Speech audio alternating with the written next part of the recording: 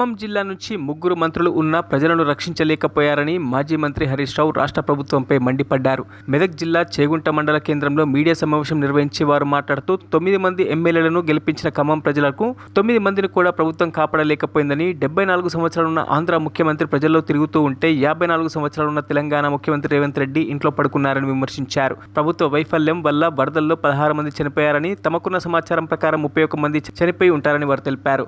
వాతావరణ కేంద్రం ముందస్తుగా సమాచారం ఇచ్చినప్పటికీ ప్రభుత్వం పూర్తిగా వైఫల్యం చెందిందని, ముందస్తు చర్యలు చేపట్టడంలో పూర్తిగా విఫలమైందని అన్నారు. చనిపోయిన బాధితులకు 25 లక్షల రూపాయల నష్టపరిహారం చెల్లించాలని, తక్షణ సాయం కింద బాధితులకు 50,000 రూపాయల చొప్పున అందించాలని వారు డిమాండ్ చేశారు. మమ్మల్ని తిట్టడం కాదు, ఇప్పటికైనా తప్పులు సరిదిద్దుకో, ఆపదలో ఉన్నటువంటి వరద బాధితుల కుటుంబాలను కాపాడు. ఆ కుటుంబాలకు ఇప్పటికీ చాలా మంది అలమటించిపోతున్నారు. వాళ్ళకు అవసరమైన వస్తువులు ఇవ్వండి. ఎందుకంటే వాళ్ళ పిల్లల పుస్తకాలు పోయినాయి, బట్టలు పోయినాయి, బియ్యం పోయింది, పప్పు పోయింది, పూర్తిగా వాళ్ళు రోడ్డు మీదకి వచ్చినారు. వాళ్ళకి సాయం చేయండి. రోత రాజకీయాలు మాని సహాయక చర్యల మీద దృష్టి పెట్టాలని ముఖ్యమంత్రి గారికి నేను హితవు పలుకుతా ఉన్నా. ముఖ్యమంత్రి గారు గతంలో మీరు ప్రతిపక్ష నాయకుడిగా ఉన్నప్పుడు అప్పుడు వరదల్లో ఎవరైనా చనిపోతే 25 లక్షల ఎక్స్గ్రేషియా ఇవ్వాలని మీరే ప్రకటించారు. మీరు అడిగారు, డిమాండ్ చేశారు ఆ రోజు. మరి ఇవాళ మీరే ముఖ్యమంత్రి అయింది కదా, 25 లక్షల రూపాయలు అందించండి. ఆ రోజు మీరు అడిగిందే నేను అడుగుతున్నా, నేనేమి ఎక్కువ అడుగుతలేదు.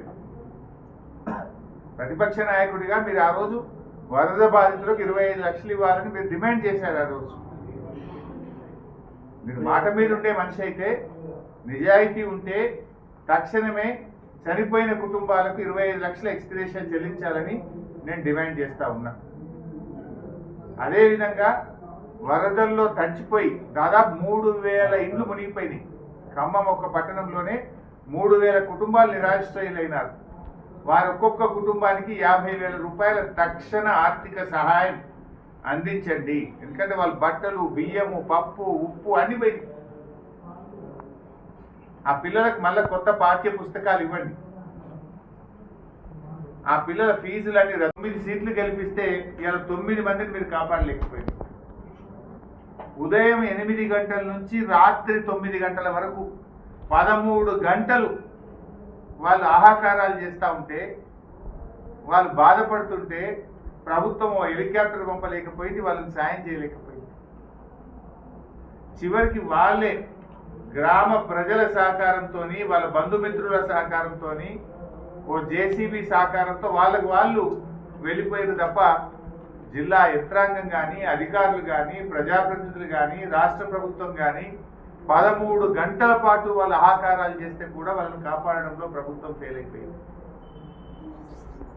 ఇవాళ 9 సీట్లు గెలిపిస్తే ఖమ్మంలో 9 మంది ప్రాణాలు పోయినాయి. ఈరోజు 3 మంత్రులు ఉన్నా కూడా తాగునీరు కూడా సప్లై చేయలేకపోయారు మీరు. ఆ ప్రజలు రాత్రంతా మిద్దెల మీద ఎక్కి చిన్న పిల్లలు, పసిపిల్లలతో బాధపడతా ఉంటే వాళ్లకు 12 గంటల్లో కనీసం ఓ బిస్కెట్ ప్యాకెటో, మంచినీళ్ళ ప్యాకెటో, ఇంత అన్నం కూడా పెట్టడంలో ప్రభుత్వం ఫెయిల్ అయిపోయింది. ఇది కూడా చేయలేరా మీరు? ఆకలితో అలమటించిపోయింది, పసిపిల్లలు అల్లాడిపోయింది. ఇది పూర్తిగా ప్రభుత్వ వైఫల్యం. మరిన్ని అప్డేట్స్ కోసం మా ఛానల్ని సబ్స్క్రైబ్ చేయండి.